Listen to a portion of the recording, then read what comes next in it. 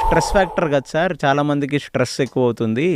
Plus ఆడవాళ్ళకి పీసీఓడీలు, పీసీఓఎస్లు, egg రిలీజులు ఇలాంటి problems ఉన్నాయంట కదా అన్న. నన్ను అతను అగ్రికల్చరల్ విభాగంలో పనిచేసే ఒక అతను నన్ను ఒక క్వశ్చన్ అడిగాడు.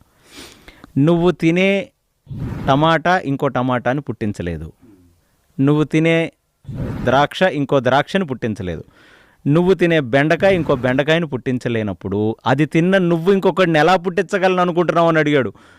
అమ్మా, నేను లాజికల్ అనిపించింది కానీ అది నిజంగా వ్యాలిడేట్ అవుద్దా లేదా నాకు తెలియదు.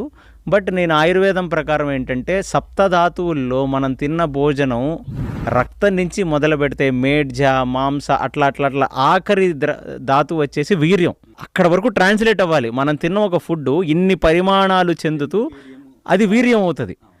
మరి ఆ వీర్యంలో లోపం ఉందంటే తినే ద్రవ్యంలో లోపం ఉంది, తినే గింజలో లోపం ఉంది, తినే ఆహారంలో